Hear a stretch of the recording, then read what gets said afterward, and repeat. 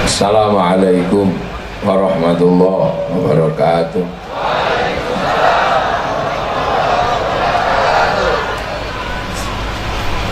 Bismillahirrahmanirrahim.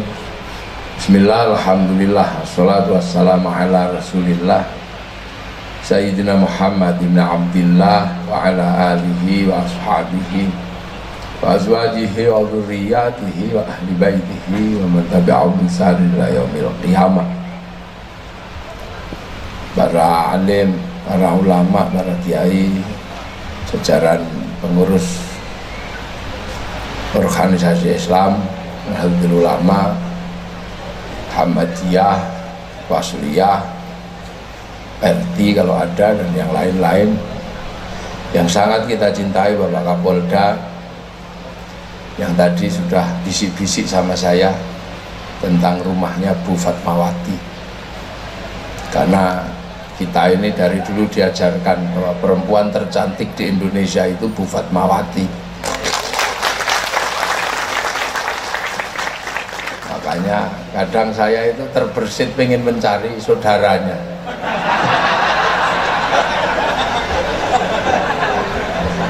Ya paling enggak tetangganya lah. Dan saya kaget benar-benar di sini memang limited edition. Bapak Wakapolda, Bapak Wakil Wali Kota, Bapak Kapolres, dan seluruh jajaran Forkompimda yang hadir. Ini saya nggak bisa nyebutin semua ini, apalagi kalau pangkatnya TNI Polri ini, Pak Danrem, terus dan Lanal. Yang saya tahu itu cuma pangkatnya Banser.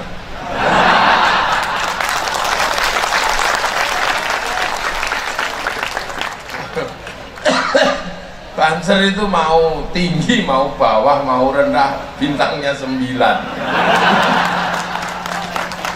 Makanya jadi mohon maaf kalau Bapak dari TNI Polri, Banser itu susah diatur karena kebanyakan bintang, bintangnya 9. Para hadirin wal hadirat yang berbagi,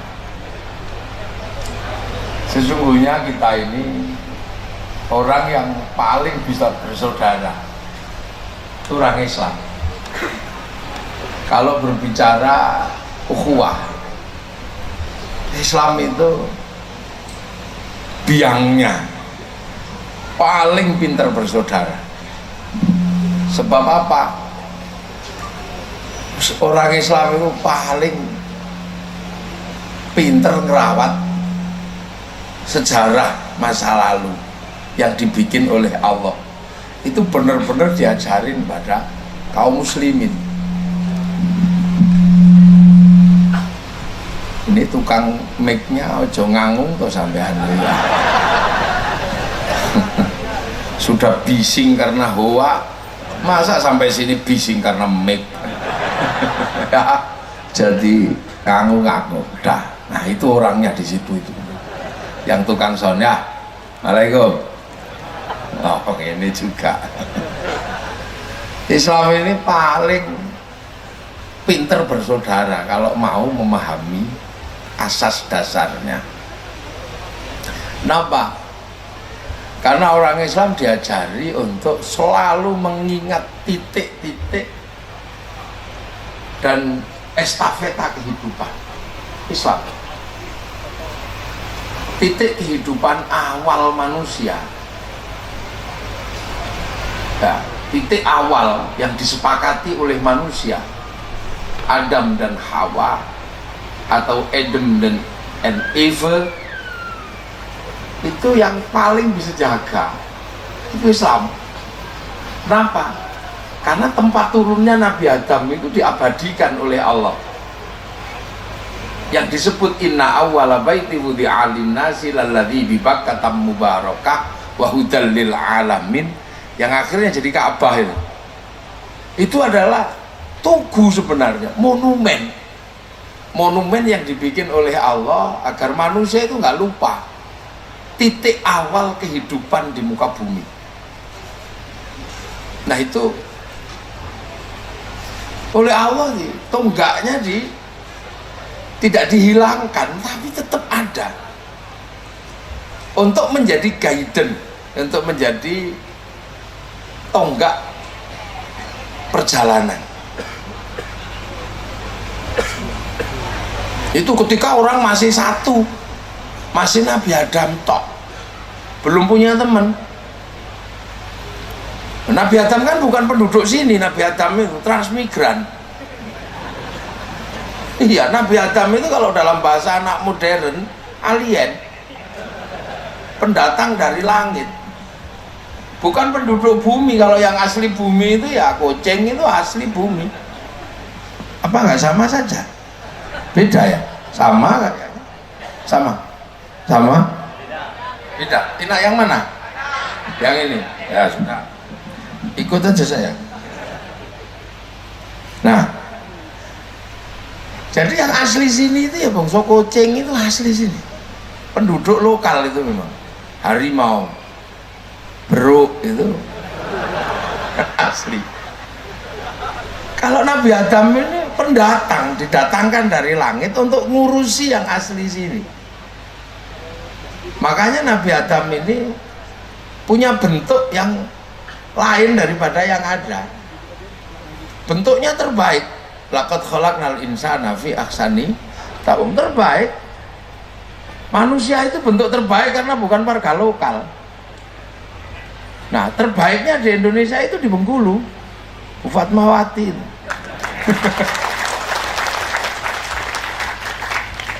Ya, jadi mulutnya paling baik kok manusia ini daripada mulut kambing. Baikan mulut manusia.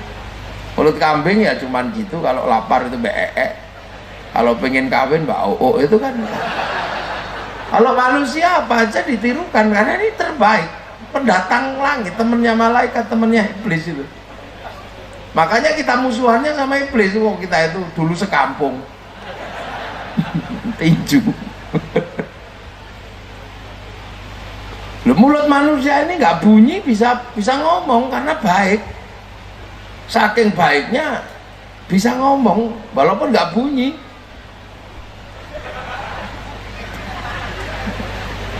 Loh, itu mulut manusia. Setahu saya hanya mulut manusia yang bisa sweet-sweet. Tangan ini paling baik. Tangan monyet itu ya bisanya cuman paling nyakan, nggak ada tuh. Monyet terus cebok itu nggak ada.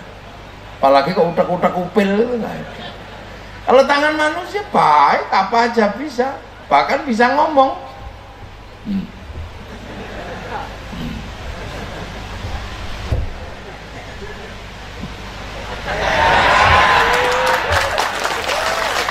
Ini tangan manusia yang paling baik.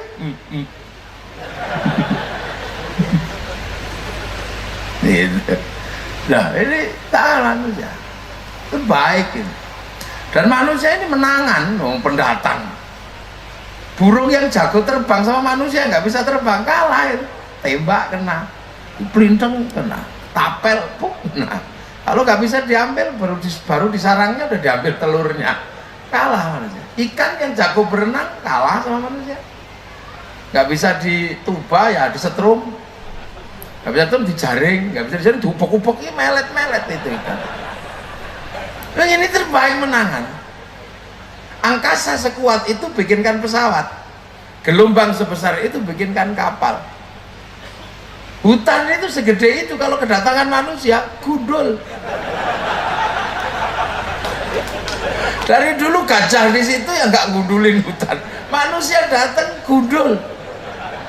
Iya, orang Jawa datang ke Bengkulu gundul semuanya. Jadi sawah. Ini gunung gundul kalau udah datang manusia. Nggak ada yang bisa ngalahkan manusia kalau sudah di sini. Apa aja? Cabai pedas, campur bawang. Bawang nggak enak, campur tumbar, merica, jinten, kasih kelapa diparut, cemplungi panggang ikan, bisa. Nah kalau kadal itu sini begitu dilihat ikan lek gitu aja. Itu manusia. Gak ada yang bisa ngalahkan. Yang bisa ngalahkan manusia cuma satu, ngantuk, udah. Nah, nggak ada. Nah ini karena manusia ini pendatang, selalu diingetin, kamu jangan lupa kamu itu pendatang, kamu besok pulang. Innalillahi wa inna ilaihi raji'un. Nah maka agar tidak lupa, tidak lupa kalau sebagai manusia, turun pertamanya itu dikasih tugu. Inna awwala baiti wudi'a lin-nasi lalladzi bi Bakkah mubarakah wa hudan lil alamin itu. Setelah itu Nabi Adam sendiri kan sepi. Nah, ingat cintanya itu namanya Siti Hawa. Dicari kemana-mana gak ketemu sampai 200 tahun. Jadi selama 200 tahun Nabi Adam turun ke bumi itu diuji rindu sama Allah.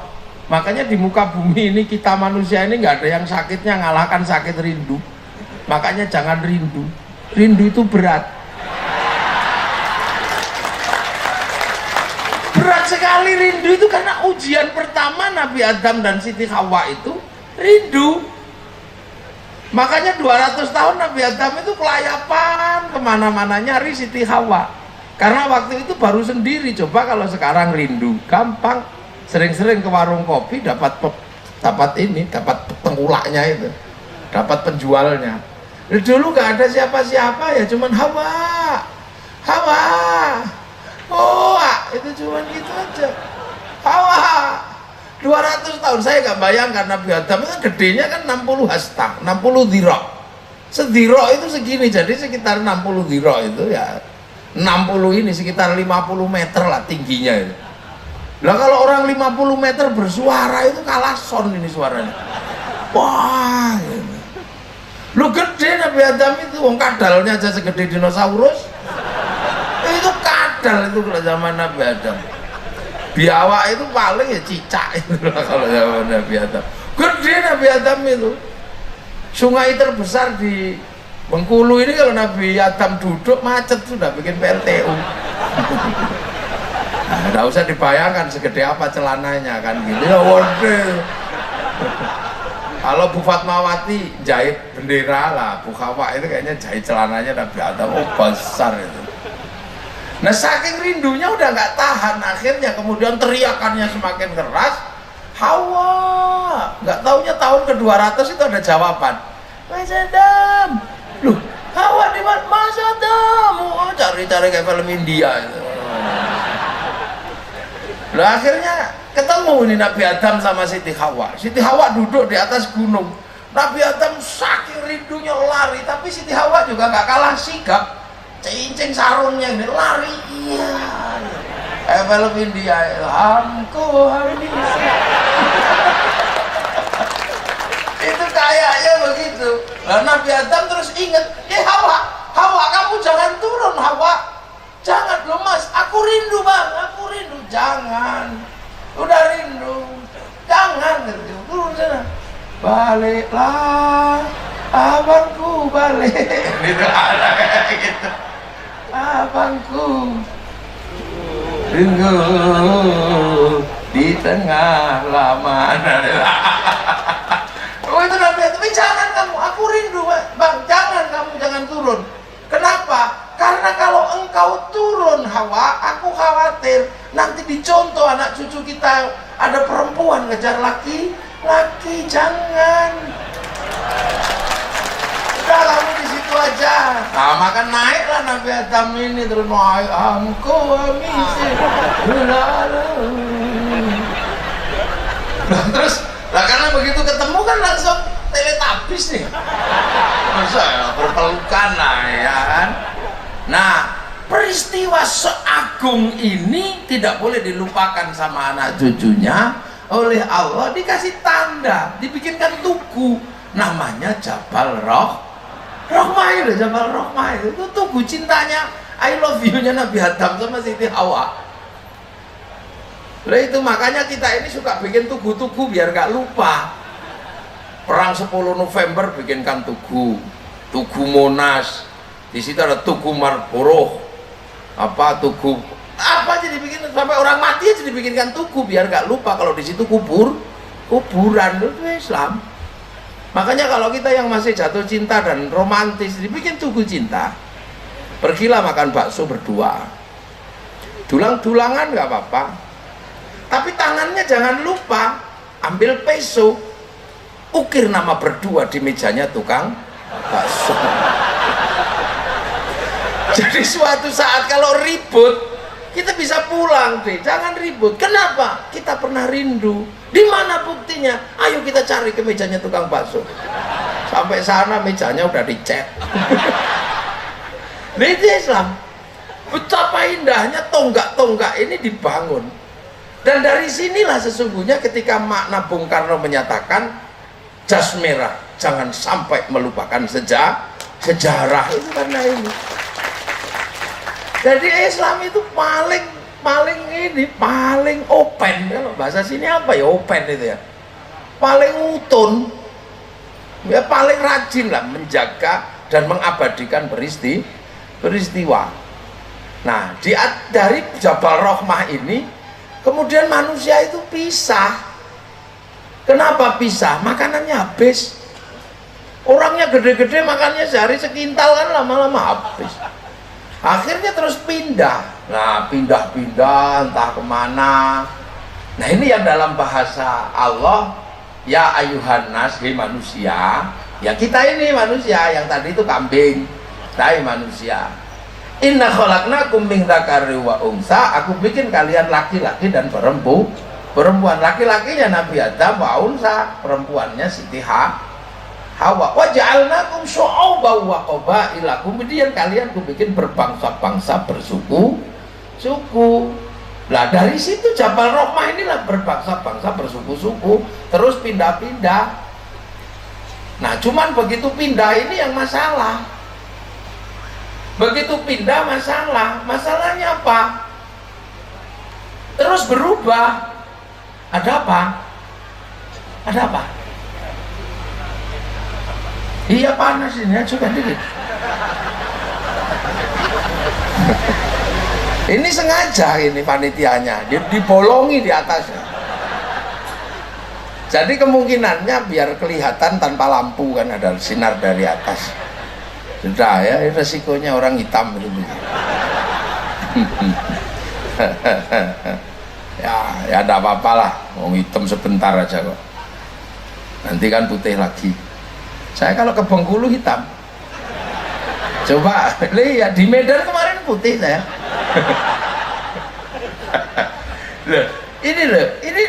Ini perpindahan dari Jabal Rahmah itu terus pindah. Nah, yang tetap di Arab itu kok tetap cantik, tetap kan ganteng. Yang pindah ke Eropa ini berubah, nggak ada dalilnya ternyata. Kenapa berubah? Yang ke Eropa tiba-tiba menjadi tinggi besar, rambutnya merah. Yang ke Cina berubah jadi tembem-tembem, sipit-sipit begini. Yang ke Afrika berubah menjadi hitam gosong kayak kopi goreng. Nah yang ke Indonesia tiba-tiba berubah menjadi kecil-kecil, pesek-pesek begini. Ini dulu gimana? Nggak ada dalilnya. Tak cari di seluruh kitab hadis, di seluruh Quran, nggak ada. Pokoknya taunya waja'alnakum syu'uban wa qabaila, aku bikin kalian berbangsa-bangsa, bersuku-suku, pokoknya yang penting pengertian lah. Nah kita itu sama Allah cuma diminta pengertian aja, kenapa beda tuh, berubah. Yang di Arab kok tetap cantik, tetap ganteng, nggak usah kita cemburui. Biasa aja lah orang Arab cantik ganteng karena nggak ada air.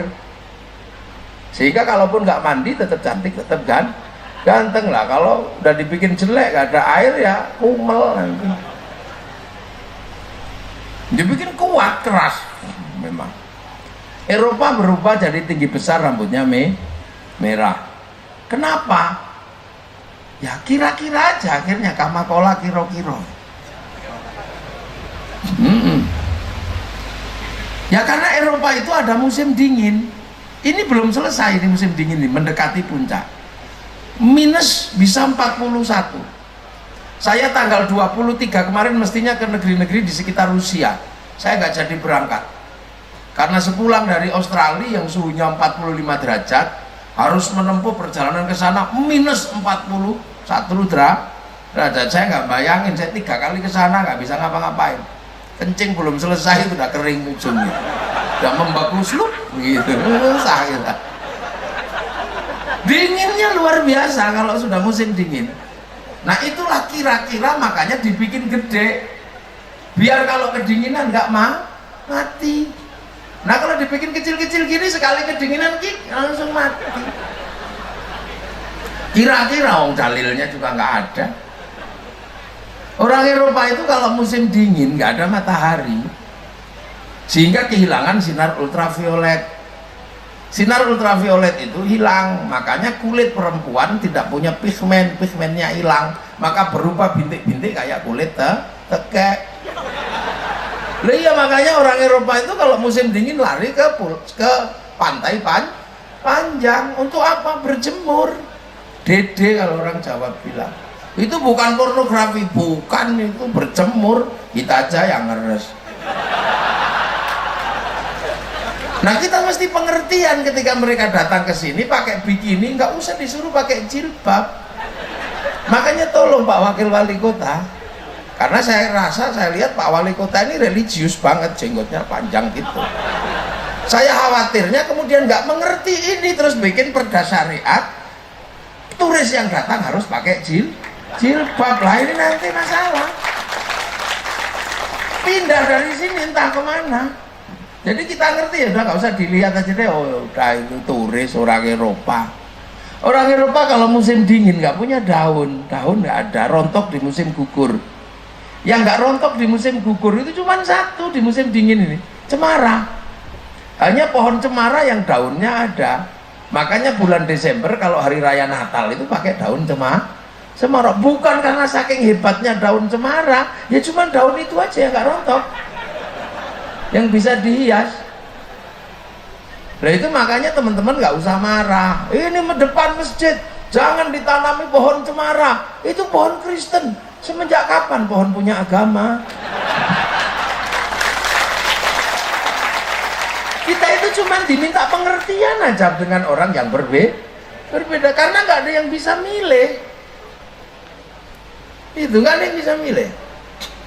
Lah terus orang Eropa kalau musim dingin nggak punya ikan, karena sungainya mengering menjadi es membeku. Makanya kalau musim panas ngawetkan ikan namanya sarden, dimakan di musim dingin. Lah kita ngapain ikut makan sarden? Setiap hari kita dapat ikan, sungai ikan, laut ikan, nggak ada ikan kodok-kodok juga ada. Nah ini orang Eropa kenapa perang terus sekarang ini? Di mana-mana dia yang membiayai perang ini. Perang di Timur Tengah dia yang biayai, perang dimanapun yang biayai. Kayaknya yang ingin perang di sini juga dibiayai dari sana. Kenapa?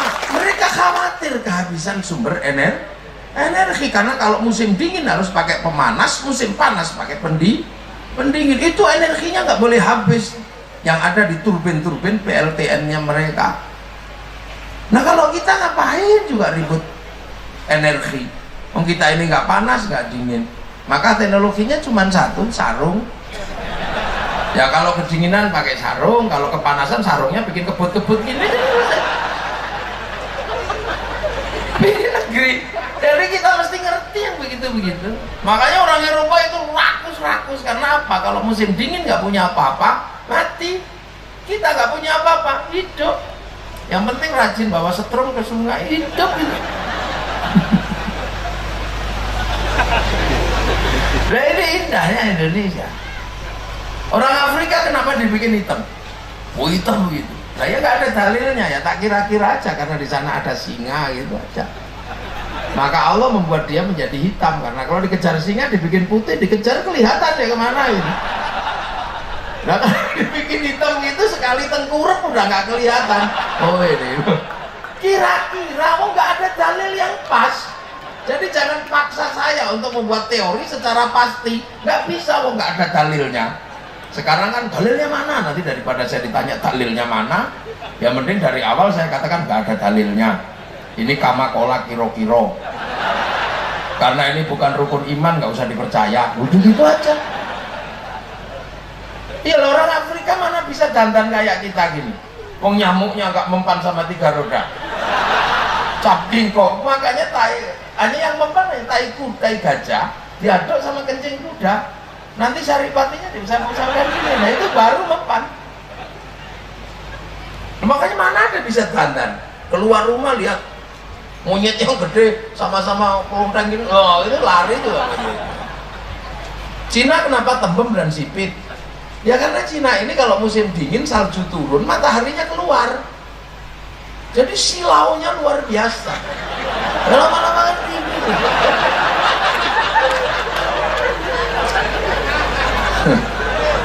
Loh, saya ini kan keliling dunia pekerjaan saya. Jadi dunia ini sudah saya jelajahi semua, mulai dari ngaji sampai rekreasi. Iya, mulai dari urusan Tuhan sampai urusan setan udah saya. Lah, kenapa kita kemudian yang kecil-kecil begini paling minimalis? Lah ya kan, kenapa yang kecil-kecil ditaruh di sini? Allah ngerti. Yang kecil-kecil di sini ditaruh di Indonesia, di belahan bumi terbaik di muka bumi, namanya Indonesia. Jadi kita ini lah. Makanya kita ini makhluk dengan tempat terbaik. Nggak ada jam segini matahari masih indah begini. Nggak ada. Saya belum pernah ketemu. Venezuela negerinya Maria Mercedes, negerinya telenovela. Ini sumo, apa sumo itu? Wangkep lembab, itu habis mandi keringetan. Makanya orang Venezuela itu nggak ada yang pakai baju singletan gini, cuman pakai you can see itu. Nah cantiknya perempuan sana sampai usia 30 ke atas peledak sudah. Oh besar gini sudah. Jadi kalau duduk di kursi terus berdiri, kursinya ikut. Iya. Orang di Turki, di sekitar Uzbek sana memang cantik-cantik, karena kalau musim dingin nggak mandi susah.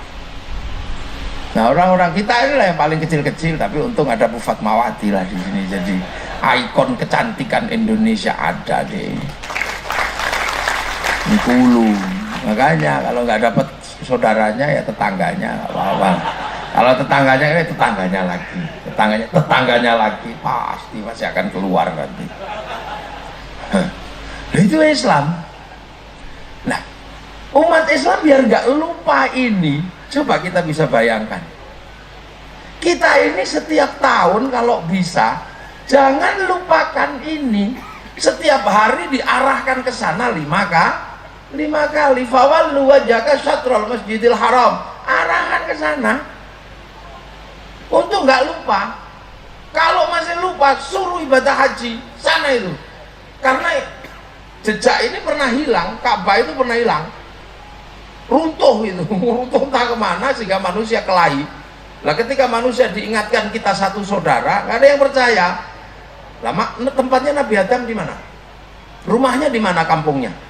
Nggak ada yang tahu. Maka Nabi Ibrahim nyari, melakukan perjalanan bersama anak dan istrinya, nyari situ-situ, dan akhirnya ketemu, sudah runtuh. Maka dibangun ulang sambil berdoa, Rabbana inni askantu min dzurriyyati biwadin ghairi dzi zar'in 'inda baitikal muharram Rabbana liyuqimus sholata waj'al afidatan minan nasi tahwi ilaihim warzuqhum minas thamarati la'allahum yashkurun. Ya Allah, sudah ketemukan ini. Dititipkan deh anak cucuku di tempat gersang yang nggak ada apa-apanya ini, mudah-mudahan hatinya kuat mau sholat, dicintai manusia dan mendapat rezeki buah-buahan biar syukur. Loh, maka Nabi Ibrahim ini terkenal dunia karena menemukan situ-situ yang akhirnya kita bisa lacak dari Nabi Ibrahim melahirkan peradaban besar. Satu, ada peradaban yang dibangun oleh putra Nabi Ibrahim namanya Ishak. Ishak punya anak namanya Yakub. Yakub punya anak 12 namanya Yakub itu Israel, punya anak 12 namanya Bani Israel. Dari Bani Israel lahir Nabi Musa, punya kitab Taurat, melahirkan agama besar namanya Yahudi yang bertahan sampai hari ini di Israel sana. Dan dari Bani Israel lahir Nabi Sulaiman, Nabi Dawud, dan terakhir lahir Nabi Isa. Yang Nabi Isa punya kitab Injil yang melahirkan agama besar namanya Nasrani, yang sekarang masih punya pusat di Vatikan sana, di negara Romawi. Zaman mau apa yang sampai sini kemudian punya gereja, pemimpinnya namanya pendeta atau Romo. Yahudinya nggak nyampe sini, cuma nyampe di Singapura situ. Tapi orang Yahudi yang kita cintai ada satu, kita mencintai betul sama orang Yahudi yang satu ini. Siapa? Lionel Messi. Lu pemain sepak bola sampai kita kemana-mana, Messi. Lah ini, nah kita ini saudara dari satu rumpun. Nah punya kota besar namanya Baitul Muqaddas, itu yang bangun Nabi Sulaiman. Makanya ketika kemudian jalur ini ya, ukhuwah ini dinaikkan kembali melalui lahirnya Nabi Muhammad tidak boleh melupakan ini. Makanya ini peristiwa itu terjadi di bulan ini, namanya bulan Rajab. Rasulullah di Isra Mi'rajkan untuk menghindari benturan saling klaim siapa yang paling benar. Maka kemudian subhanalladzi asra bi 'abdi lailam minal masjidil haram ilal masjidil aqsa. Kenapa bukan minal masjidil haram ilal Bengkulu, tapi minal masjidil haram ilal masjidil aqsa? Karena dua simbol besar dari masa lalu. Nah itu makanya setelah itu terus Nabi Muhammad sudah disuruh makomi peletakan batu pertamanya dulu di mana, Mbah? Situ. Nah Nabi Ismail di mana? Situ. Nenek Hajar di mana? Situ. Sofa Marwah, lempar setan mana? Situ. Itu kan caranya Islam dikembalikan kepada simbol awal agar tidak lupa. Maka Nabi Muhammad tidak pernah sekalipun melupakan Nabi Ibrahim. Setiap hari kama sholli ta'ala Sayyidina Ibrahim. Nah turunan Nabi Ibrahim ada yang mau ikut, ada yang enggak. Yang enggak mau ikut bertahan pada Nasrani dan pada Yahudi. Maka setelah kama sholli ta'ala Sayyidina Ibrahim wa ala ali Sayyidina Ibrahim, keturunannya didoakan. Jadi Islam ini kalau mau rukun itu sebenarnya dari awal sudah diajarkan, jangan melupakan masa lalu, rukun. Maka kama sholli ta'ala Sayyidina Ibrahim wa ala ali Sayyidina Ibrahim. Siapa ali Ibrahim? Yahudi, Nasrani. Islam ini semua ali Ibrahim. Apa enggak usah ribut, oh itu keturunan palsu, ya udah itu nanti malah ribut. Makanya kalau yang ribut sekarang di Filistin, karena itu tinggalan nenek moyangnya. Makanya Yahudi, Nasrani dan Islam perang di situ ya biasa aja, rebutan tinggalan nenek moyang. Orang kalau rebutan sawah pasti saudara. Nah kalau pematangnya baru sama tetangga kan gitu. Jadi inilah makanya kiai-kiai ini kalau tidak ini begitu biar aja, itu sudah. Selesainya kapan ya? Kalau saling menghargai itu baru selesai. Kalau tetap nggak mau saling menghargai, jangan pernah bayangkan berhenti. Nah yang menang siapa? Ya Yahudi. Oh Yahudi lebih pintar. Yahudi menggunakan bintang David, simbolnya Nabi Daud, simbol logam. Nah dunia sekarang dikendalikan oleh logam, handphone logam, syuting logam, sehingga kita ini tidak bisa lepas dari logam. Nah yang Islam gimana mau bisa menang? Wong yang tiba-tiba ada yang malah mundur minum kencing unta, itu ya nggak bisa menang. Wong Islamnya mundur, sebagian ini malah mundur kembali minum kencing unta, kembali apalagi mana mau maju. Yang lain udah berbicara rembulan, kita masih ribut persoalan celana cingkrang lah yang nggak ada habisnya. Ya kita, ya nek tepuk tangan sing banten nggak apa-apa. Wong kita ini sedang membicarakan diri sendiri. Yang lain udah ayo kita ke sana, udah berbicara tentang bulan bintang. Kita masih ribut persoalan doa orang hidup sama orang mati sampai apa enggak. Kita masih ribut persoalan Fatihah ini bisa dibagi enggak orang seluruh dunia. Sementara orang Yahudi sudah bisa membuktikan bahwa apa-apa bisa dibagi. Nah, buktinya apa? Tinjunya Mike Tyson sama orang Yahudi disyuting, diangkat ke satelit, dibagi ke seluruh dunia. Bagiannya sama, namanya siaran langsung. Loh kok kita masih ribut doa bisa dibagi apa enggak? Mesti kamu nggak punya TV. Sederhana aja. Nah itu makanya Islam waktu itu menguasai betul. Di zaman Rasulullah Yahudi masuk, Nasrani masuk, menjadi Muslim.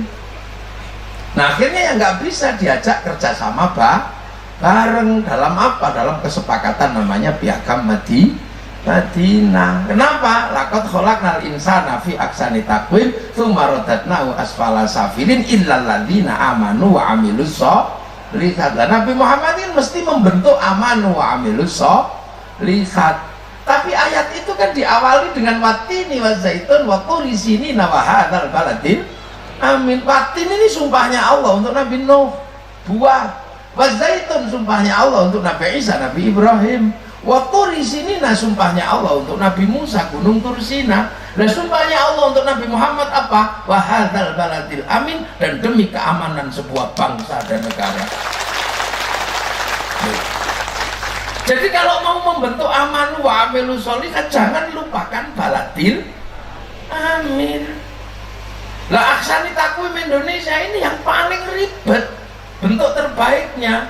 Kenapa? Karena hampir seluruh bentuk terbaik ada di sini. Arab itu bentuk terbaiknya cuma satu, ya gitu aja. Makanya Arab itu satu bangsa, itu pun dipikul puluhan negara. Eropa satu bangsa Arya, dipikul puluhan negara. Tapi kita ini puluhan bangsa, dipikul satu negara, Kesatuan Republik Indonesia. Ini lebih berat, karena membentuk baladil aminnya mesti harus lebih serius, nggak boleh main-main. Bagaimana membentuk bangsa dan negara yang aman bagi kaum muslimin? Nah inilah yang paling berat bagi orang Islam di Indonesia, menjadi pionir. Tapi tidak boleh kemudian bertahan amanu wa amilu sholihat, lupa baladil amin. Lah inilah maka kemudian akhir ini bangsa kita ya agak sedikit keras. Hizbut Tahrir jadi pukul sama pemerintah. Lu kita ini mengajarkan iman, iya kamu mengajarkan aman wa amilu sholihat, tapi konsep baladil aminmu Falastin nggak cocok diterapkan di sini. Wa ulil amri minkum, kumnya Islam sendiri, padahal di sini bangsanya berbeda-beda, agamanya berbeda-beda. Ikhwanul muslimin, iya dia juga punya menyebarkan aman wa amilus sholihat, tapi konsep baladil aminnya Mesir. Teroris itu juga mengajarkan aman wa amilus sholihat, tapi gagal membentuk baladil amin, karena baladil amin bagi mereka seperti di Afghanistan. Ya nggak bisa dong yo. Iki lo wahadal baladil amin ini gimana membentuk baladil amin, aman wa amilu sholihat tetap berjalan tapi bangsanya aman. Nah, kita sudah menemukan Pancasila, kita menemukan sila pertama itu yang pokok kul huwallahu ahad, tapi kalau dibunyikan kul huwallahu ahad ribut dengan yang lain, maka dengan ketuhanan yang maha esa. Ini kan cara membentuk baladil amin. Bendera ya semua pengen punya benderanya masing-masing. Saya ini Suriah Nahdlatul Ulama, saya pengen yang berkibar paling tinggi itu bendera NU, tapi di Indonesia nggak bisa, ribut sama merah putih. Makanya NU punya bendera itu benderanya NU, nggak usah dikibarkan pengganti merah putih. Lah Hizbut Tahrir baru datang bawa bendera la ilaha illallah, ini bendera Rasulullah yang akan mengganti merah putih. Lah sebelum diributi sama orang lain, ya udah diingetin sama Banser, biar diingetin sama kaum muslimin. Yang ingetin siapa? Saudaranya. Kalau diingetin sama orang Kupang langsung dibacok, diingetin sama orang bukan Islam langsung dibunuh itu kan. Tapi ya karena yang ingetin Islam, ya udah deh jangan gini, masih ngeyel bawah, bakar aja deh benderanya, nah, gitu aja. Jadi kita ngingetin sebenarnya.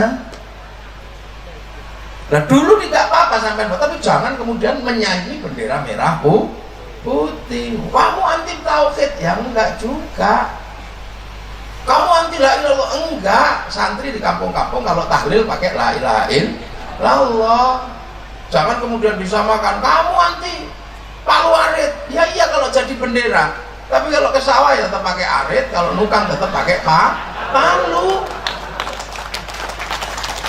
Ini yang paling berat hari ini membangun konsep aman wa amilu sholihat dalam konsep besar baladil amin. Ini yang paling berat hari ini kaum muslimin. Kenapa? Ya karena sekarang ini semua orang pengen lompat ke sana, lupa dengan masa lalu. Makanya saya tadi itu jalan-jalan itu, oh ini loh selat Pulau Panjang tempat biasa melakukan upacara tabut itu. Oh ini, saya bilang, iya kan, tabot ya. Kalau orang Padang bilangnya tabui. Oh tabot itu di sini. Ini oh ini, oh berarti kalau di situ berarti Islam yang datang ke sini ini Islam yang orisinil kalau gitu. Misalnya mesti kaget kan.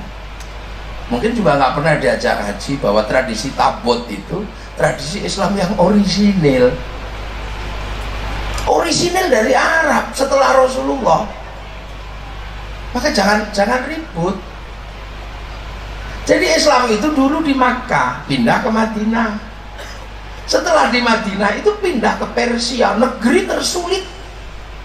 Yang pindah ke Persia, yang sanggup menaklukkan orang Persia, itu Sayyidina Ali, menantu sekaligus sepupu Rasulullah. Nah Sayyidina Ali itu di situ ketemu dengan Raja Rustum. Raja Rustum itu Raja Persia, raja yang cerdas dengan kekuasaan yang paling tinggi setelah Arab, setelah Romawi. Gak ada yang bisa naklukin Raja Persia ini. Sayyidina Ali masuk ke situ bawa dua anak kecil, anaknya sendiri Sayyidina Hasan, Sayyidina Husain. Kemudian bawa Siti Fatimah, hidup di situ. Lama-lama Raja Rustum ini tertarik, kok ada orang kok baik sekali kayak begini. Maka kemudian Raja Rustum berinisiatif ngambil menantu Sayyidina Ali. Ali, di negerimu kan laki-laki itu boleh beristri banyak. Kamu gimana kalau dapat anak saya? Nah Sayyidina Ali, enggak lah, karena saya pernah dilarang Rasulullah. Karena Siti Aisyah itu kan pernah komplain ketika Sayyidina Ali mau kawin lagi. Iya, ya kayak Bu Fatmawati lah sempat komplain sama Bung Karno kan. Mau Siti Aisyah Sayyidina Ali mau kawin lagi, Siti Aisyah Siti Fatimah pulang. Ya, Mas Ali mau kawin lagi. Oh, lah terus kamu mau nggak mau? Ya, aku mau pulang lagi. Sayyidina Ali panggil, ya Ali apa? Katanya kamu kawin lagi. Iya ya Rasul, dalilnya ada. Fankihu maqo balakum minan nisa'i masna wa thulatha wa ruba' fa in khiftum alla ta'dilu fawahidah. Oh itu kan dalilnya. Oh iya, tapi Aisyah nggak mau. Oh nggak mau ya Rasul. Iya, kalau kamu nikah lagi nggak mau, maka sebaiknya kamu pulangkan lagi ke sini. Karena kalau kamu menyakiti Aisyah, menyakiti Fatimah, kamu sama dengan menyakiti hatiku. Ya udah kalau gitu nggak jadi ya Rasul. Akhirnya Sayyidina Ali, makanya ketika ditawari Raja Rustum, Raja Persia untuk nikahi putrinya, Sayyidina Ali nggak mau. Maka kemudian yang diambil menantu putranya yang namanya Sayyidina Husain. Nah Sayyidina Husain ini hidup akhirnya di Persia situ, punya anak namanya Sayyid Ali Zainal Abidin. Sayyid Ali Zainal Abidin. Nah tiba-tiba di Makkah dan Madinah ini konstelasi politik berubah. Ada konflik antara Ahlul Bait dengan Muawiyah. Nah situasinya Sayyidina Utsman terbunuh, Sayyidina Ali pulang untuk mendamaikan situasi, terbunuh juga. Maka Sayyidina Hasan itu nyusul bapaknya, ini ada apa? Kalau begitu nyusul bapaknya, ribut juga di sana, maka pulanglah ini. Sayyidina Husain ini pulang lah, di tengah jalan itu dicegat sama pasukannya Yazid bin Muawiyah tanggal 10 Asyura. Nah ternyata tidak dicegat kok, dibantai pada tanggal 10 Asyura. Maka kemudian bulan Asyura menjadi bulan duka seluruh kaum muslimin sedunia. Itu bukan bulannya Syiah, itu bulan kaum muslimin sedunia. Loh, makanya kalau di sini berduka, di Jawa juga berduka. Makanya kalau bulan Asyura orang Jawa menyebutnya bulan Suro. Nah orang Suro nggak mantu, nggak nikahkan anak, ngelilingi beteng sambil diem. Maksudnya kalau bulan Asyura ini bulan duka, jangan banyak ngomong. Gitu. Nah di sini dulu waktu itu setelah terbunuh, orang Persia itu kan dulunya menyembah api. Nah api Persia itu ditaruh di bangunan tinggi namanya Manaro. Begitu Raja Persia ini masuk Islam, apinya dibuang, Manaronya ditaruh di depan masjid. Makanya Masjid Persia kemudian punya Manaro. Nah sampai ke Indonesia namanya menara, sampai Jawa jenengi menoro. itu dulu adalah tiang api Persia. Jadi itu bisa kita lacak dalam arkeologi pengetahuan. Makanya Pak Wali Kota, Pak Wakil Wali Kota mesti bikin studi. Jadi jangan buru-buru menyalahkan ini musyrik, ini apa, jangan dulu. Kita ini diajarkan untuk meninggalkan sejarah-sejarah besar.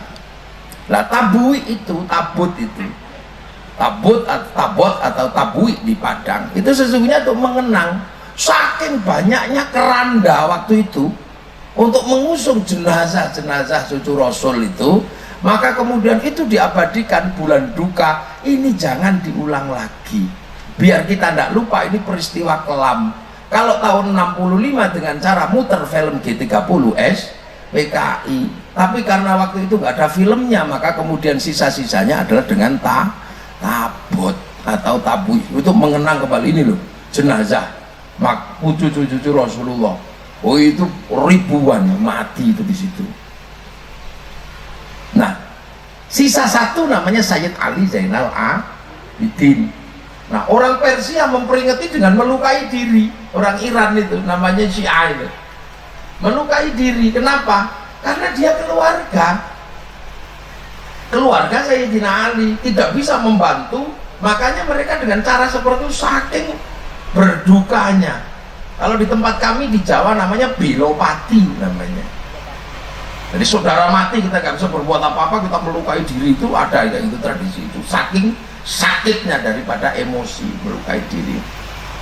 Nah itu. Makanya orang Iran itu nggak ada yang namanya Muawiyah atau Yazid, itu nggak ada. Nggak ada. Nah kalau di sini banyak sekali. Pak Ali anaknya namanya Yazid, anaknya namanya Muawiyah, itu biasa aja. Makanya kadang terus kemudian hati-hati Syiah, lagunya Haddad Alwi Syiah. Ya nggak juga. Oh di sini ada lagu yang lebih ekstrim namanya Indung-Indung. Waduh Siti Aisyah mandi di kali rambutnya basah, tidak sembahyang, tidak puasa, di dalam kubur mendapat siksa. Kok mesti pakai nama Siti Aisyah, kenapa? Itu istri Rasulullah, kok nggak pakai nama Tulkiyem atau apa gitu ya? Jadi ini yang benar-benar mesti dikaji. Nah dari peristiwa itu para hadirin lahir selamat satu namanya Sayyid Ali Zainal Abidin. Nah Sayyid Ali Zainal Abidin punya anak namanya Sayyid Bakir. Sayyid Bakir itu menjauh, terus daripada ribut di sana menjauh. Punya anak namanya Sayyid Ja'far Shottik. Nah, Sayyid Ja'far Shottik itu menjauh, saking pengennya keluar dari kemelut itu sampai curhat sama kakeknya, sama Rasulullah, aku pengen keluar deh dari situasi seperti ini, biar mereka ribut maunya sendiri. Curhatnya itu sering kita baca di kampung-kampung, nggak tahu kalau di kota. Allahumma sholli ala Sayyidina Muhammad wa ashghilil zalimin bil zalimin wa akhrijna min bainihim salimin wa ala alihi wa sahbihi ajma'in. Itu sholawatnya saya Ja'far Shottik. Oh ya kebetulan saya juga punya momongan itu Ja'far Shottik itu kita tahu sekarang di sini kok. Hafid Quran itu, suruh ngimami masjid bisa itu yang pakai kacamata yang jelek kecil itu.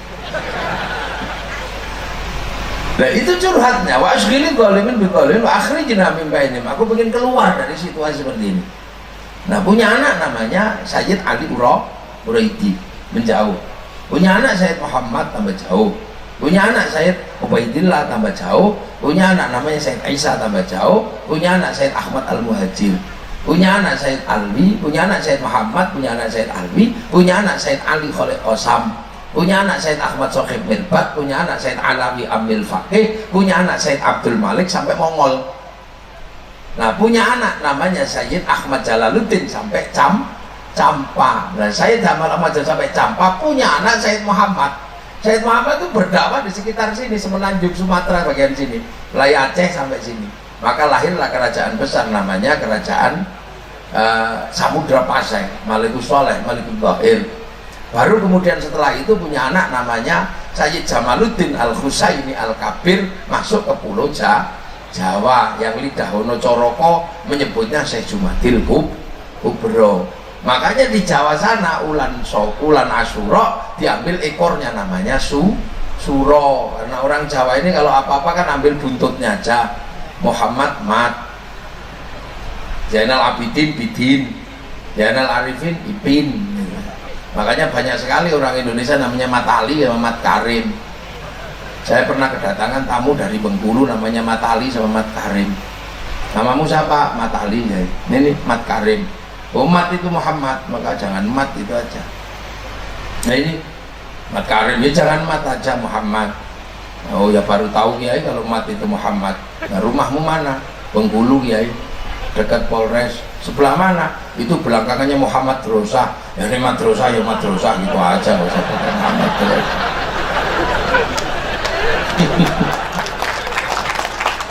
Nah, ini kan bisa kita urut, makanya kemudian di sini ada tradisi tabot.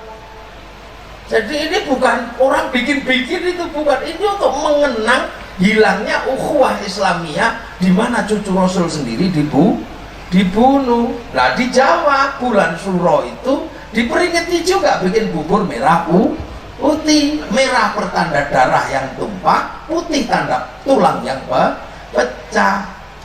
Terus kemudian ada di situ namanya santunan anak yatim di bulan Suro itu. Makanya kalau bulan Asyura di Jawa santunan anak yatim untuk mengenang peristiwa terbunuhnya cucu-cucu Rasulullah. Dan ini jangan dibalik, ini Syiah, bukan, itu tragedi seluruh kaum muslimin. Syiah itu terjadi di Persia sana karena punya kekerabatan dengan Sayyidina Ali. Yang di sini ya biasa aja mengenang itu.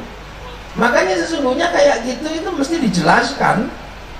Jadi tidak orang kemudian ini musyrik, ini bid'ah. Bentar dulu. Di Solo itu juga bisa kita pahami kalau bulan Suro itu keliling beteng mengikuti kebo, namanya kebo Kiai Selamat. Kalau kebonya baru diambil kainnya diusap-usapkan di tubuh. Ini musyrik enggak, itu untuk mengenang ini bulan duka, jangan bersolek. Itu aja asalnya. Ini caranya. Nah, perjalanan agama seperti inilah yang namanya ahli sunnah wal jamaah. Nah, ahli sunnah wal jamaah itulah ini. Ahli sunnah pertama Nabi ya sahabat di sana di Mekah itu. Makanya Islam di zaman sahabat itu masih bisa persis. Wong sama-sama orang Arab, makan 3 jari masih sama persis. Karena yang dimakan sama kurma sama roti, berjenggot masih sama persis karena rasmit. Korban unta masih sama persis karena sama-sama lahir unta. Berjubah masih sama-sama persis karena tanahnya masih sama. Nah di sini dipakai 3 jari wal jamaah Bengkulu, makanannya soto, ya kucing-kacing. Gitu loh. Ini wal jamaahnya beda. Sana korbannya unta, di sini lahirnya kerbau sapi, memaksakan diri korban pakai unta, tangkep Pak Kapolres. Tangkap Pak Kapolda karena nyuri untanya kebun binatang. Jadi makanya ada rumus ahli sunnah wal jamaah. Loh, makanya kalau orang tahu begini juga nggak akan ribut. Ahli sunnahnya sama, wal jamaahnya beda. Nah itu makanya cara beragama yang berbeda-beda inilah yang kemudian menghasilkan ilmu ahli sunnah wal jamaah. Quran di zaman Rasulullah ini nggak ditulis. Wong sahabat itu hafal Quran, nggak ditulis. Wong sahabat itu hafal Quran, hafal kan nggak pakai nulis. Saya ini hafal wajahnya istri saya, maka nggak pernah bawa fotonya. Wong saya hafal kok. Makanya ibu-ibu jangan senang kalau fotonya dibawa kemana-mana, itu tandanya belum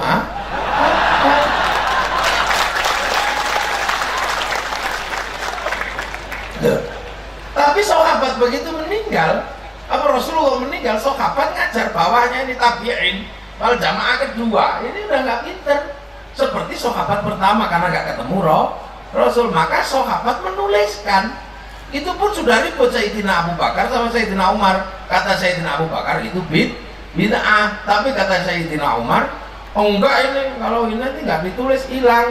Nah orang tidak akan ribut bid'ah kalau masih ketemu sunnah. Nah sahabat itu tahu sunnah Rasul, maka gak ribut bid'ah. Nah kita ini sesama ahlul bid'ah ribut saling membid'ahkan.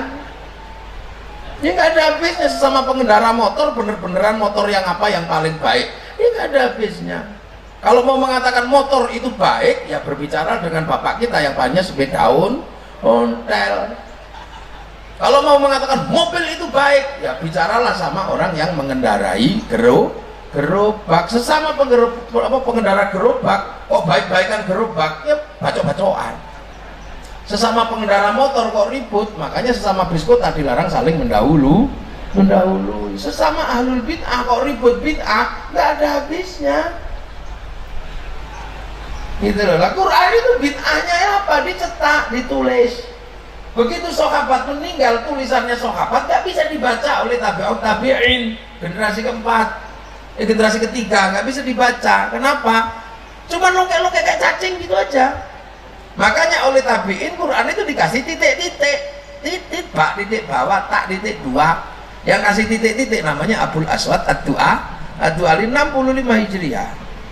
Di generasi ini meninggal, bawahnya nggak bisa baca titik-titik tok. Di harokati fathah kasroh dong lemah. Yang kasih syakal itu Syekh Khalil bin Ahmad Al-Farahidi, gurunya Imam Sibawe. Disebar lagi yang baca beda-beda, generasi jamaah berikutnya beda. Yang Arab nggak ada masalah, yang orang Andalusia wadduha keluarnya wadduhe, yang orang Turki mustakin. Begitu kena orang Padang lakanui gitu. Lidah ini nggak bisa di iya kan lakanui orang Padang. Makanya saya pernah dapat cerita dari orang Padang, kalau baca Pancasila itu aneh. Pancasila cie, yang dibaca itu bukan tulisannya, gambarnya. Cie bintang pesagi limo, 2 rantai pangika kudo, 3 baringin barambui kribo, sampai sapi kilo, 5 kapas pembesi muko padi pangisi parui. Ini gitu. Nggak dibaca tulisannya, dibaca gambarnya. Iya, ketemu orang di sini, orang Bengkulu nggak bisa bilang si khotal. Ya, orang Palembang nggak bisa bilang orang Lampung orang Sunda alladzina keluarnya alladzina. Ini lidah susah. Saya punya murid alladzina. Kamu itu kok alladzina kok alat zina itu. Nah, susah lidah ini. Ketemu orang Jawa susah lagi. Orang Jawa itu punya huruf hono coro kok diajari alhamdulillah itu alkamdu aja. Alhamdulillah ya hayu ya kum yo kayumu jauh susah. Rabbil alamin itu punyanya mau botongo, keluarnya Rabbil alamin. Nggak punya pot, punyanya lo, maka Ramadan keluarnya Romelan. Jawa. Orang Bali itu bilang tak, itu mesti tak, tok. Maka cerotol lagi orang tak, lemon Bali. Orang Bugis alaihim keluarnya alaihing. Bugis nggak bisa, n itu keluarnya eng, kalau eng keluarnya n. Mau kemana? Ambil uan. Mana ke bank? Apa? Bayar utang. Itu mengambil uang ke bank, bayar utang itu ke bank uangnya. Makanya ada Abdurrahman Kabulok dulu itu namanya Abdurrahman, tapi begitu orang Bugis keluarnya berdua mang. Lidah yang berbeda-beda inilah akhirnya menghasilkan ilmu baru namanya at-tajwid fi qiraatil Quran yang nulis Abu Ubay Qasim bin Salam. Lu begitu sampai sini, ya pasti modelnya semakin berbeda. Beda lah, inilah ahli sunnahnya itu tetap wal jamaahnya beda. Makanya di sini kadang sholat itu ya beda gayanya. Ulama dulu nggak ngotot sholat zuhur di sini jam berapa? Jam 1, setengah 1, ya setengah 1. Kalau ulama dulu bisa molor sampai setengah 3, jam 2, setengah 3 molor. Ulama dulu kenapa? Nunggu jamaahnya keluar dari sawah, keluar dari hutan. Loh kok panjang sekali molornya? Ya nggak apa-apa, wong as-sholatu ala waktu, ya sholat itu di atas waktu sholat. Habisnya sholat duhur itu adzan asar. Tidak usah, ini fakih, nggak usah dikomplain teman. Habisnya waktu duhur itu waktu asar. Cuman kalau yang depan ya baik, tengah baik, kuri, belakang juga masih bagus. Kayak sapi depan sendiri rujak cingur, tengah-tengah sop iga, belakang sendiri sop buntut. Lagi itu usolli fardhu dhuhri arba'atun Allahu akbar, 1 rakaat tengah asar, gak apa-apa. Wong kepalanya masih di sholat duhur, sih boleh. Ini sampai kok kaget bener sih dengan kayak gitu. Biasa aja. Berdua dari sawah gitu, Pak kita pulang, waktu asar udah mau masuk, kita belum sholat duhur. Ayo Bu pulang. Begitu sampai rumah, Bapak sholat ya, karena saya lupa tadi ngompol, saya tak mandi dulu. Ya sudah, akhirnya bapaknya sholat duhur duluan, karena tadi ibunya tak yang ngompol, tak mandi dulu Pak. Akhirnya bapaknya usul di fardhu dhuhri arba'atun imaman, padahal makmumnya belum ada, kan makmumnya masih di kamar mandi. Nah begitu dapat 1 rakaat dengan asar, ibunya belum sholat, sudah kehabisan waktu duhur. Tapi karena tadi sudah janjian, nggak apa-apa, selesai mandi langsung usul di fardhu dhuhri arba'at rakaat mustaqbil qiblati adaan makmuman, boleh aja, mau kepala imamnya masih di sholat duhur. Neng jangan dipakai sering gitu aja. Nah itu makanya jangan membuat azan langsung lari. Ya itu ya baik, tapi kan kalau jamaahnya ketinggalan. Makanya kiai-kiai tua, ulama-ulama tua, ajengan-ajengan tua itu Allahu akbar, Allahu akbar. Sambil nunggu, kok nggak datang, capek nunggunya. Robbana ya Robbana, pujian biasa aja, terus sholat, Allahu akbar, sholat. Tapi kan yang di sini pemancar lokal, yang di Mekah sana pemancar utama, sini pemancar lokal. Fawal wajhaka syatrul masjidil haram, karena pemancar lokal sinyalnya kadang hilang. Allahu akbar, datang bakso lewat, hilang sinyalnya. Ada ting bakso hilang. Ini kan lokal. Terus Allahu akbar, sarungnya bolong. Apalagi besok ini musim kampanye, Allahu akbar, pendukungnya Pak Jokowi. Ini kok pendukungnya Pak Prabowo, biasa. Itu dia Allahu akbar. Bismillahirrahmanirrahim. Sampai semalam bikin a'la alladzi khalaqa fasawwa alladzi qaddara fahada. Lama ini lama mesti ini. Coba kalau ina atau ina. Nah ini kan nggak usah bohong.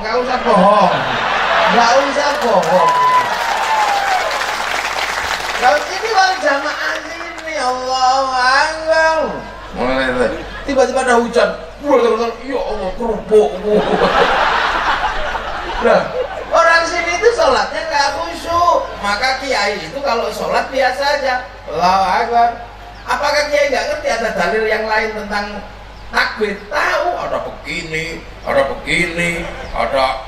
ada semua dalilnya. Tapi ulama mesti tahu kalau jamaahnya lokal. Kalau kemudian ikut yang Allah, gimana? Matanya belakang, ya ikut nyetop apa itu lah ya. Makanya ulama biasa ditinggalkan cuman Allahu akbar, gitu aja untuk tidak mengganggu, kan gitu. Makanya lah jangan juga kemudian yang di sini terus ikut Allahu akbar. Ya itu ada dalilnya, tapi kalau jamaahmu ini, ya kalau disenggol kakinya pasti diangkat. Makanya nggak usah digereng-gereng begini, gitu loh. Ini aku mesti ngerti sampean. Terus Allahu akbar, bismillahirrahmanirrahim, alhamdulillah. Itu bocor semua. Makanya habis sholat para ulama dulu mengajarkan kita berzikir. Nah, untuk nambal apa? Nambal bocor kepala, bocor telinga. Makanya kepalanya bukan bocor, digedek-gedekkan. Nah terus ada yang protes, saya baca hadis sahabat dan Rasulullah kalau zikir itu diem begini. Nah sahabat itu murid Rasulullah, hidup dengan Rasulullah, zikir di samping Rasulullah. Kalau anak sekarang masuk wifi-nya Rasulullah, ya online wong sama-sama dapat wifi Rasul. Apalagi kalau di tethering, ya mana. Nah kalau kita wal jamaah sini ikut diem begini, ya tidur. Makanya harus bunyi la ilaha illallah, la ilaha illallah. Untuk apa? Biar yang tua-tua dengar terus menirukan lah. Kalau sampai ulamanya cuman ya sampai tua nggak pernah dengar, mati juga nggak bisa dikir loh itu loh. Makanya para jamaahnya beda. Nah ini kalau kita pahami sesederhana itu kita nggak ribut. Kalau yang diem itu berarti orangnya hebat. Dia itu sekelas sama sahabat Rasulullah, makanya dia dikirnya diem begini. Itu orang hebat, jangan sampean contoh yang bodoh kok ikut yang diem begini, ya nggak bisa dikir sampean. Nah itu loh, ngukur diri. Ada memang orang-orang yang hebat, yang memang bisa yakin itu nanti kalau ketemu malaikat bisa jawab. Tapi kan nggak semua manusia yakin. Maka yang nggak yakin bisa jawab diajari dengan talqin. Nah sampean kalau yakin bisa jawab nggak usah minta ditalqin, nggak apa-apa. Tapi yang kira-kira nggak yakin mintalah ditalqin. Terus nggak usah ribut, ini apa nggak? Ya nggak tahu. Yang tahu siapa? Yang mati itu yang tahu. Kita kan cuma minal mahdi ilal lahdi, dari gendongan sampai liang lahat. Nah kalau kamu pengen tahu, ya mati yo. Itu aja nggak bisa. Sederhana. Kalau sampean yakin bahwa nanti masuk surga dengan amal sendiri cukup, ya sudah sampean yakinlah itu.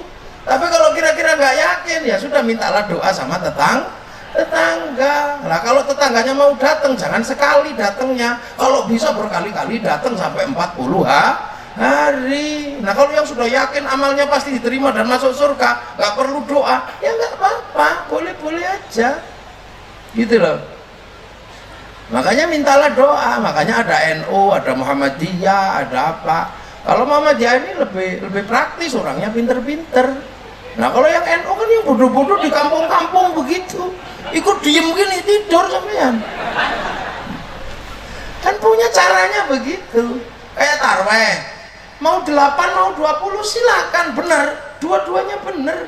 Mau nggak tarweh aja benar. Cuma yang bodoh-bodoh jangan ambil 8, ambil yang 20 yang bodoh-bodoh. Kenapa? 20 itu lebih aman. Besok kalau di akhirat yang benar 8, yang 20 masih punya sisa 12.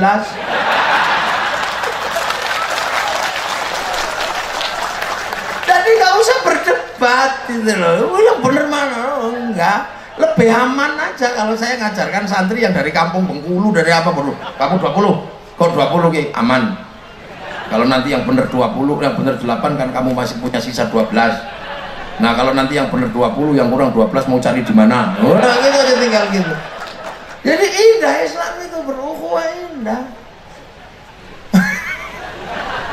Lah makanya kan kemudian karena para jamaahnya ini jauh. Makanya indah sebenarnya beragama itu kalau punya sebuah sistem. Nah ini kan orang ribut semua. Kenapa? Ini milenial.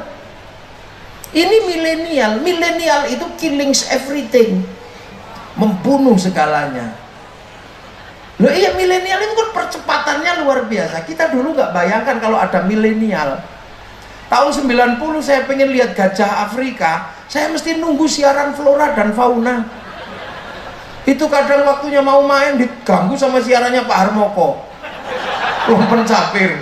Kadang sudah mau lihat gajah, keluar siarannya Pak Murdiono.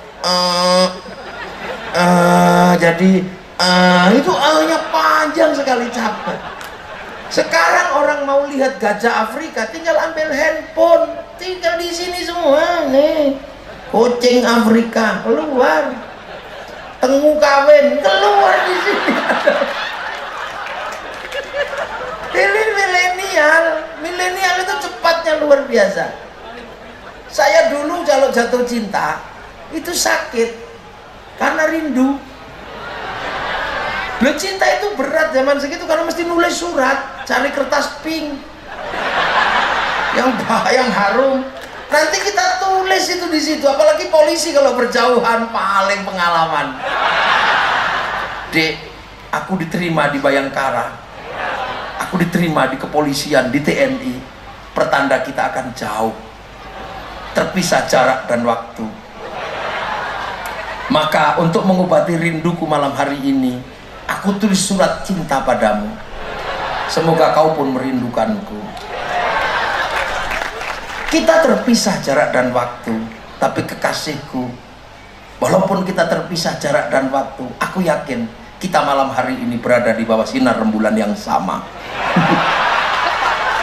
Terus dikirim, nunggu seminggu di Pak Pos, sampai lihat komandan seperti lihat wajah kekasih kita.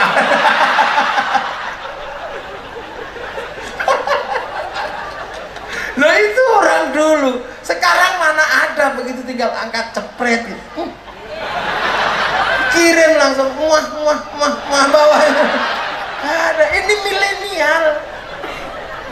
Makanya orang milenial ini sekarang banyak sekali, terutama dalam beberapa hal itu berhubungan dengan sumber langsung. Ngaji tidak lagi kemudian melalui kiai, melalui wal jamaah, enggak, tapi langsung melalui handphone. Hadis nomor ini, hadis ini, hadis ini, hadis ini. Makanya jangan heran sekarang banyak sekali orang yang pinter lupa bahwa ini dulu bersumber dari perjalanan ahli sunnah wal jamaah. Ada manusianya dulu. Makanya kalau dulu ngaji ada manusianya, begitu pinter ada akhlaknya. Lah sekarang begitu pinter mau ngajinya dari handphone sambil ya nggak ada akhlaknya.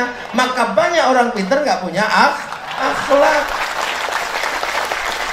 Ini salah, ini salah, ini salah, dan pede menyalahkan itu. Sampai begitu beda dikit langsung jelek sekali doanya. Iya kan? Ya udah bisa saya baca doanya nanti dari pos. Ya ini jangan begitu kita ini. Makanya kita ini kadang lupa bendera, langsung bendera Rasul. Ahli ini salah, ini salah. Jangan begitu. Kita ini punya ahli sunnah yang berbeda, beda caranya ini. Bisa lagi kayak gini, sholawatan tadi itu. Ini kan sholawatan. Apa zaman Rasul ada yang begitu? Ya kan ada. Zaman Rasul ketemu, ya Rasul gimana? Ingin ayam goreng apa mie ayam Kang? Bikin kan? Nah kita ini jauh, gak pernah ketemu Rasul. Cuman dikasih syarat satu.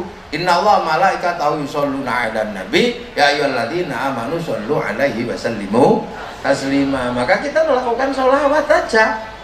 Nah sholawat itu apa? Ya Allahumma sholli ala Muhammad, itu sholawat yang paling pendek. Shollallahu ala Muhammad. Nah sholawat itu menghasilkan cinta. Seperti cinta. Kalau cinta itu yang paling pendek juga ada. I love you. Aku cinta padamu, itu paling pendek. Agak panjang dikit. Aku cinta padamu.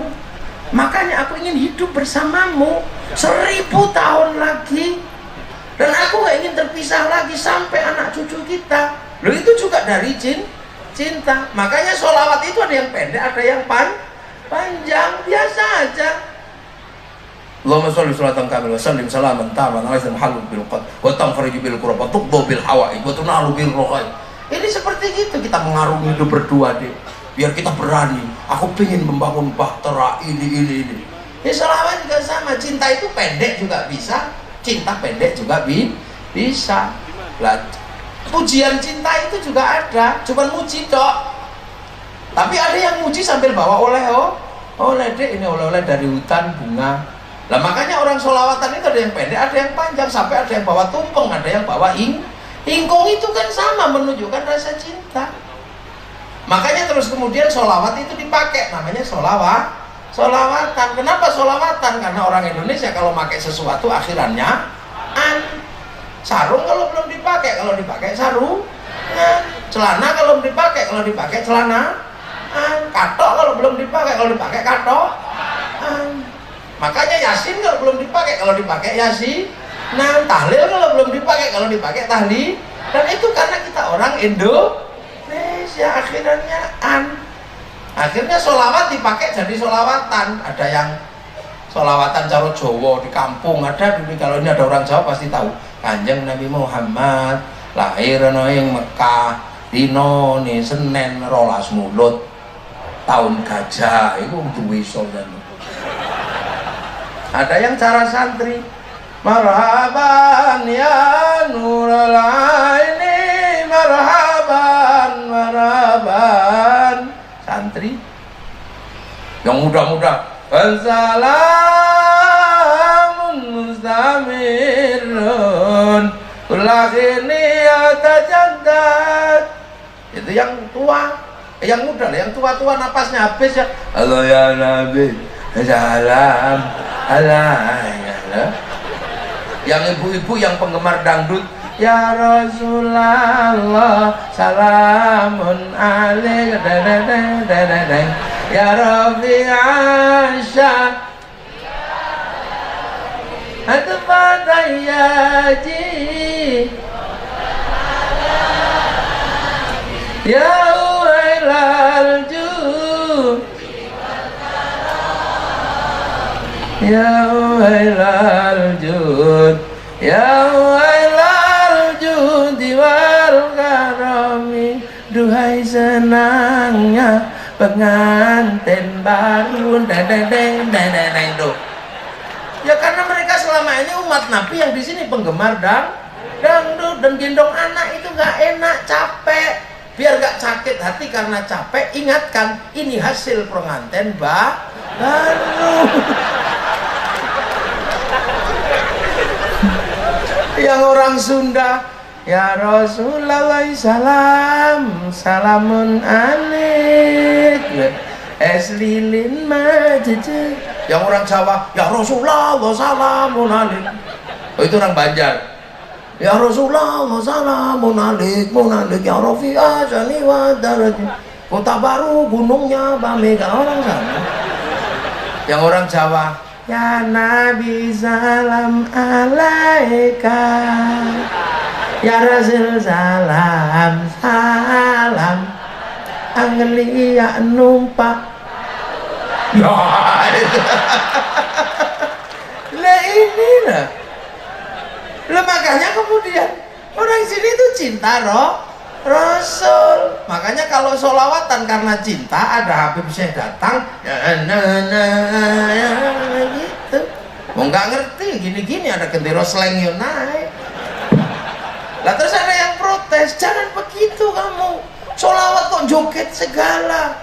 Ini biasanya orang ngerti sholawat tapi nggak pernah sholawatan. Jadi sampai di sholawat nggak mengerti cinta. Lah kalau cinta dari dulu ya biasa, ya biasa. Orang ketemu pacar jauh aja, yes, biasa. Kamu berlebihan memuji Rasul, masa anta syamsun anta badrun. Cinta itu memuji dari dulu, dek. Wajahmu seperti purnama, biasa. Ada yang itu musyrik, berlebihan. Ya jangan gitu.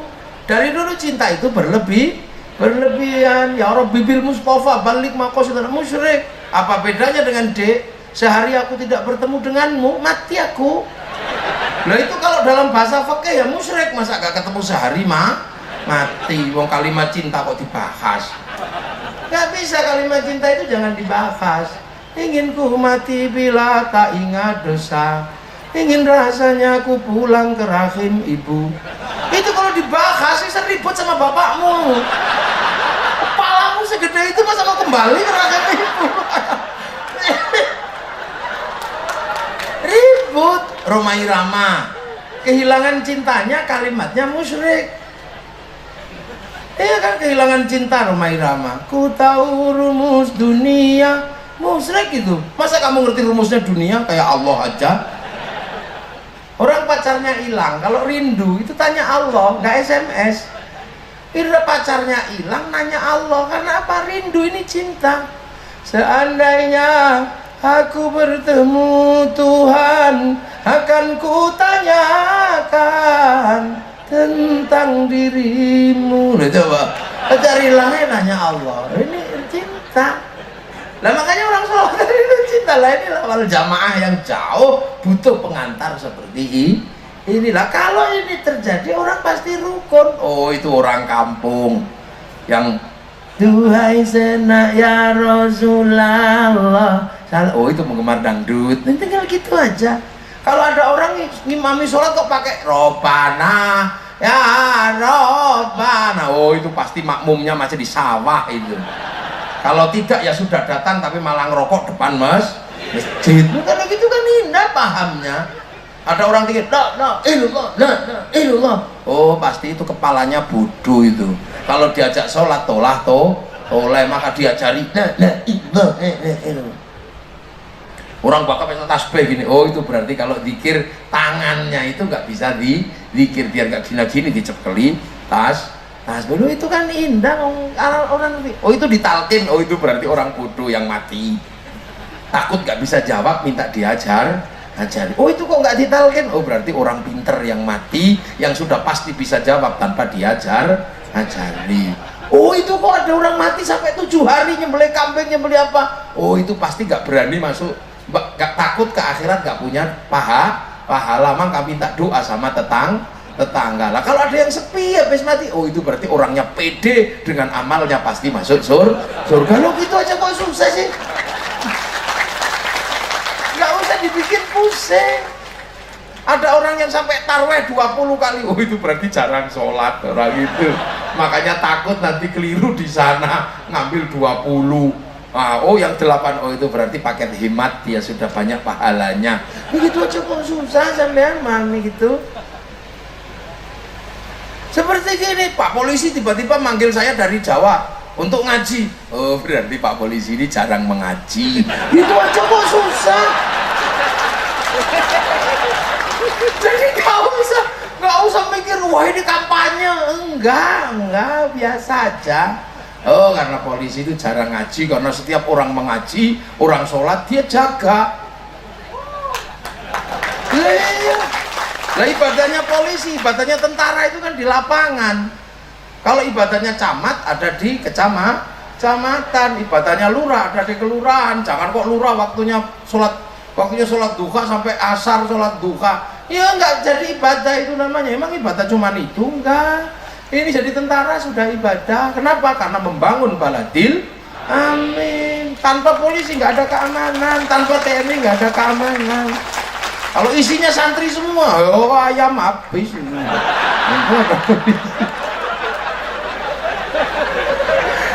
Lah ya kan di Jawa itu kalau musim durian itu jumatannya sepi. Karena apa? Nunggu durian jangan sampai dicuri orang. Musim duku gitu, ya nggak ada orang, jarang orang jumatan. Loh ini hidup itu begitu indah biasa aja. Makanya sudah diajarkan kita harus bersama-sama dengan yang lain. Kenapa diajarkan dari awal kama sholli ta'ala sayyidina Ibrahim wa ala ali sayyidina Yahudi kok didoakan? Karena kita ini diam-diam bersama orang Yahudi pergi haji itu baiknya luar biasa. Tapi kalau pergi haji kita tidak ditemani orang Yahudi, kita tidak bisa haji. Apa? Pesawat. Yang bisa bikin pesawat itu orang Yahudi. Pak Habibie suruh bikin pesawat gak jadi-jadi. Oh namanya tetuko, sing teko ratu tuku, sing tuku ratu teko. Ya. Kita pergi ke kalau kita nggak orang Yahudi mati semua ya, kita ngelangi jadi nggak jadi. Istri kita cantik-cantik, kenapa? Ada bedak dari Prancis, orang Nasrani. Kalau bedak Bengkulu, siapa yang mau pakai beras ditumbuk? Belum semua. Ini hidup kita kalau malam ngerokok tenang kan gitu. Coba kalau ngantuk terus ngerokok gini. Itu yang bikinkan rokok gudang garam, jarum, Cino, biasa aja hidup itu begitu. Maka nggak usah ribet.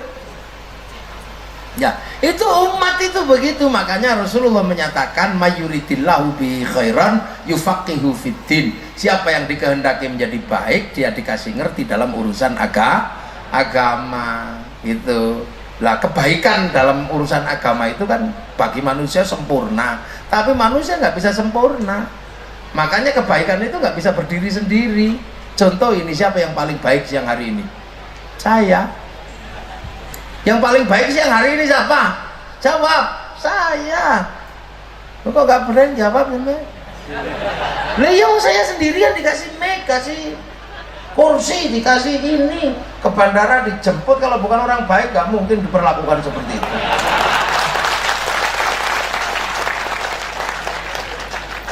Itu kalau mintanya yang paling baik siapa? Saya. Tapi saya nggak boleh menyatakan saya yang paling baik, sebab saya kelihatan baik kan ada Pak Kapolres, ada Pak Kapolda bikin acara, ada panitia yang bikin acara. Coba kalau nggak ada panitia bikin acara, apa saya duduk di sini? Ya nggak mungkin. Nah kalau sudah gitu baik mana? Baik saya apa baik panitia? Ya, baik panitia kan loh. Itu dua aja udah ribut, siapa yang baik, saya apa panitia? Udah ribut dua, seperti telur apa ayam, duluan mana bisa ribut. Kata panitia, ya kalau nggak ada saya, kiai nggak kelihatan baik. Nah, kalau saya jawab, ya kalau saya nggak datang jelek juga. Udah itu berdebat sampai 50 hari juga nggak selesai, kiamat kurang 2 hari pun nggak selesai. Itu baru 2 kebaikan itu, apalagi lo tambah 3, tambah yang di sini. Ya ini namanya pengajian karena kami hadir kiai. Kalau kami nggak datang kiai itu tidak pengajian. Apa namanya? Itu cek sound. Lah ini loh. Jadi mayuridillahu bihi khairan. Khairan itu nakiroh. Nakiroh itu kalau apa khairan kok nakiroh itu maknanya khairan kamilan, kebaikan yang sempurna. Nah kebaikan yang sempurna nggak mungkin milik manusia. Manusia nggak sempurna, maka baiknya manusia nggak bisa berdiri sendiri. Dan sampean di sini kalau tukang yang komplain lagi nanti tukang nata teropnya ini, ya kami yang baik ya, lo kok bisa? Lah kalau nggak kita pasakin terop, bubar pengajian dari tadi, kepanasan. Tuh, padahal yang masang terop itu juga nggak sholat duhur kan? Kan nggak mungkin biasanya yang masang ini kiai ya enggak lah. Polres juga cuma nyuruh. Wah terus langsung yang tukang sound, kami yang baik ya, kalau sound matiin dari sini udah nggak bunyi. Padahal tukang sound itu kadang soundnya dipegang saya, kadang dipegang Syahrini kan gitu. Sama tukang syutingnya juga, kalau saya yang baik ya aku tak syuting mendokumentasi. Nah yang komplain orang Jepang, kalau kita nggak bikin syuting ya kalian nggak punya syuting. Nggak ada habisnya karena kebaikan itu.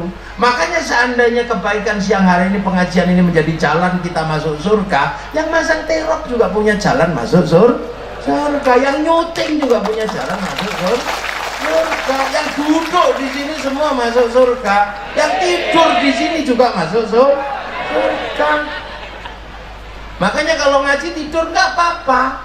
Kalau melek berarti matanya ngaji, kalau dengerin kupingnya nggak. Lah kalau tidur ya nggak ngaji sama sekali. Tapi selagi pantatnya duduk di situ, pantat ngaji. Nanti kalau di akhirat ditanya mana pahala ngajimu di mata, habis ya Allah. Lah kok habis? Aku tidur ya. Mulutmu habis juga. Wong dulu aku habis pulang ngaji ada orang aku bilang wow, udah habis.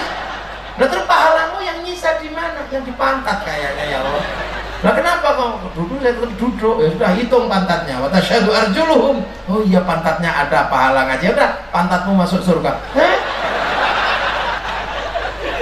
Nah itulah makanya para ulama sering semaan Quran, masjid dipasang speaker untuk apa? Untuk yang tidak bisa ngaji. Nanti ditanya mana ngajimu? Gak bisa baca. Lah Quranmu di mana? Di kuping kayaknya ya Allah. Lo kapan kok ada di kuping? Waktu itu dengerin kaset bunyi di masjid. Oh ya sudah, kupingmu masuk surga. Mungkin gitu. Makanya kalau ada acara kebaikan ikutlah walaupun sedikit, ambil sampahnya baik, syutingnya baik, apa-apa aja baik. Nah ini yang kadang kita tidak bisa memahami ini. Kalau kita nggak memahami ini, ya semuanya merasa paling baik gitu. Oh ini nggak boleh, ini nggak boleh, ini haram, Pancasila nggak boleh, Pancasila haram. Nah kalau Pancasila haram, hidupmu dosa terus. Kenapa? Karena setiap uang itu ada stempelnya Pancasila, dosa. Makanya kalau baik jangan merasa paling baik. Nggak ngerokok itu baik, bersih, indah. Perempuan suka laki-laki tidak merokok. Jadi kalau nggak ngerokok ya nggak ngerokok aja. Kenapa kamu nggak ngerokok? Nggak boleh sama istri gitu. Saya ini bukan perokok. Kenapa? Istri pun cerewetnya masya Allah. Istri saya bau rokok. Makanya akhirnya saya ini laki-laki yang tidak merokok. Iya. Nah kalau ditanya kenapa Kiai nggak ngerokok? Nggak boleh sama istri saya. Udah gitu aja. Ini ada yang lebih keren. Kenapa kamu nggak ngerokok? Haram. Kok haram gimana? Kok nggak ada hukumnya? Kalau kamu mengharamkan rokok, hati-hati, itu nggak ada hukumnya. Jangan kamu haramkan. Kalau kamu haramkan rokok, waspada. 174 triliun cukai rokok diambil oleh APBN. Kalau cukainya haram, APBN-nya haram 174 triliun. Masuk APBN-nya haram. Untuk bangun jalannya haram. Makanya kalau yang mengharamkan rokok, awas hati-hati, haram dosa lewat jalannya pemerintah. Loh, jadi baik-baik aja, nggak usah terus Pancasila haram, Yahudi mati, jangan itu, biasa aja hidup itu. Kaum muslimin makanya yang lembut, kaum muslimin itu kalau hati kita lembut, orang lain ikut lembut. Makanya orang yang lembut hatinya karena ketahuan kita lembut, pindah ke kita, namanya mu'allaf. Kita ini kan keras semakin ini. Itu biasa aja lah hidup jadi kaum muslimin itu. Yang lain mikir rembulan, kita mikir sana. Nah ini kalau itu kita pahami aja, ukhuwah terjadi. Kenapa ada kiai sarungan, ada kiai pakai celana? Saya cuma mengatakan ikut kiai sarungan lebih aman daripada ikut kiai pakai celana. Loh kok bisa gitu kiai? Iya, nanti kalau kamu ikut kiai sarungan di akhirat, kamu gandoli, nggak mungkin dia lari. Karena kalau lari kok plotrok kayak itu udah dipegangi, udah ikut. Nah kalau ikut yang celanaan, wis gitu lepas sudah, tinggal lari. Itu guruan saya, ngomong-ngomongan saya banyak. Iyalah kalau banyak ya, kaum muslimin itu begitu. Ada yang sudah sholat, ada yang belum, ada yang sudah sholat tapi bandar dadu, ada. Itu biarlah diurus sama ulama, diurus sama kiai. Bersihkan semua nanti dulu ya bisa, tapi ya pelan-pelan. Nah, itulah. Ya. Nah, cara beragama sebenarnya kan indah-indah aja. Alat musik ya gitu, ada yang tutang-tung, ada yang pakai mulut tum. Kalau yang ini terbangan, yang kalau tum nasyid. Kalau ada orang kesurupan, yang cara kampung namanya suwu atau jampi. Yang agak modern dikit namanya ruqyah. Ya terserah lah mau milih ruqyah apa milih jampi sama aja. Kan gitu. Kita pergi kemana-mana kalau pengen aman bawa akik di apa, diinstal oleh doa. Boleh aja, wong kita juga nggak aman kalau nggak bawa ATM diinstal oleh uang, sama aja gitu aja, kok repot ya. Syukur-syukur dari akik keluar uang, karena kalau nggak punya uang dijual bisa punya uang, biasa aja gitu aja kok. Orang ributnya luar biasa orang ini ya. Nah ini makanya khusnudon aja, orang ini beda-beda ya, jadi nyantai-nyantai aja ya. Amma ba'du, ya ini pembukaan selesai. Nah ini saya baru amma ba'du. Loh kiai kalau ngaji kan ada amma ba'dunya, itu berarti muqaddimah selesai. Nah ini baru muqaddimah, ini baru pembukaan, saya belum mulai ngaji.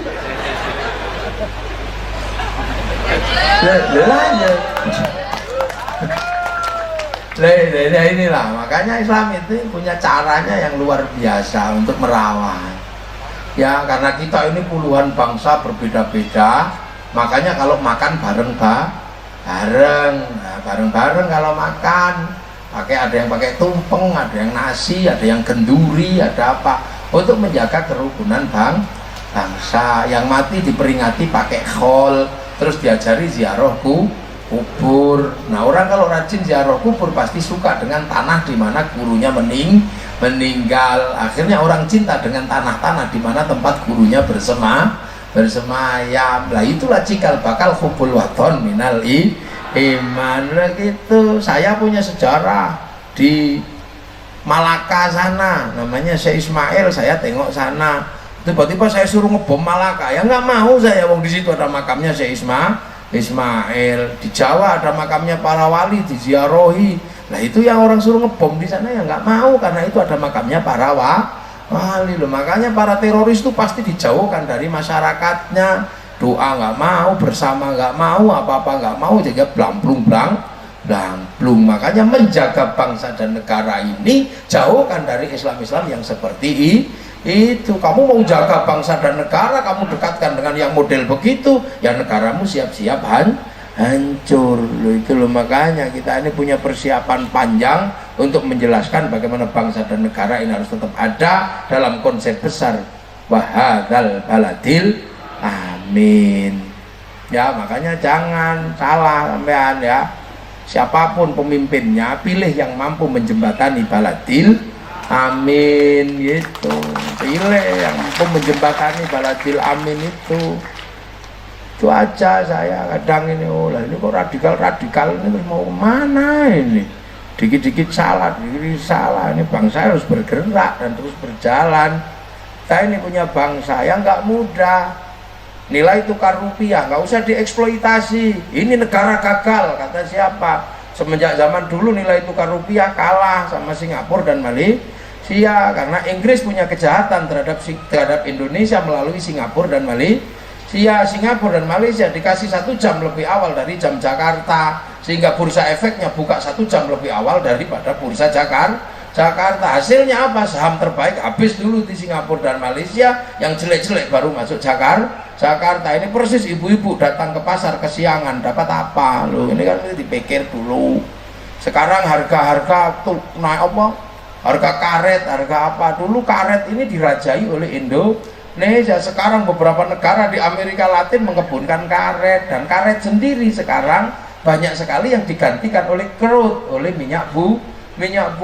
Sawit turun, dulu naik karena produsen minyak olahan semua dari sawit. Begitu sekarang minyak sawit dianggap berkolesterol, penuh menyebabkan kanker jantung, pindah ke minyak nabati yang lain. Lu ini kan permainan dunia, kita nggak usah ribet.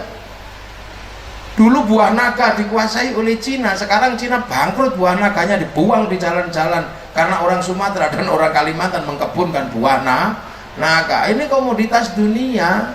Orang Sumatera ini komoditasnya dunia. Dulu semuanya bisa sekolah karena di sini waktu itu karet zaman dulu mahal, Eropa butuh karet. Makanya orang yang sekolah pertama kali ya orang Sumatera, orang Jawa belum sekolah.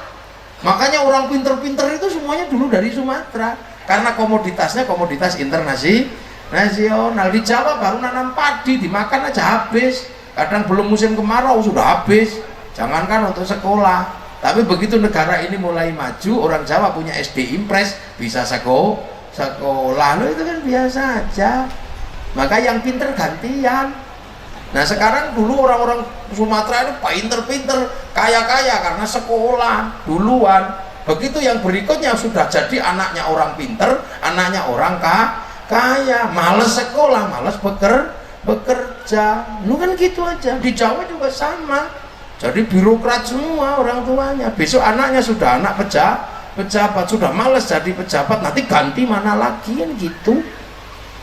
Sepak bola ya masih miliknya orang NTB karena di sana belum banyak sepeda motor, orangnya masih lari semua. Nah di sini pergi kencing aja pakai sepeda motor. Gimana pemain sepak bola yang hukum dasarnya lari muncul dari Bengkulu? Ya nggak ada. Oh gitu aja kok susah. Jadi ini Indonesia itu bergeser gitu. Tinju ya jarang tumbuh dari sini petinju itu. Orang sini nempeleng orang saja 60 juta. Lah di daerah-daerah yang tempiling-tempilingan masih jalan masih banyak petinju. Makanya jangan selalu mengatakan orang Indonesia kok pakai celana pendek, tidak mencerminkan budaya timur. Jangan begitu, karena kita semakin ke timur semakin pendek. Wih, nalar kontinental ini mesti dijalankan. Nalar itu bersama ini. Dulu penguasanya Jawa, raja-raja itu di Jawa, tapi begitu Selat Malaka dikuasai Portugis, kerajaan Jawa bangkrut, berubah menjadi kerajaan daratan. Yang di sini juga sama. Nah, ini dunia bergeser, dan inilah negara kita ke depan harus terus maju, jangan mundur lagi. Negara harus ke depan, harus optimis, kita jangan pesimis. Jadi negara ke depan, bangsa harus bergerak, harus terus berjuang.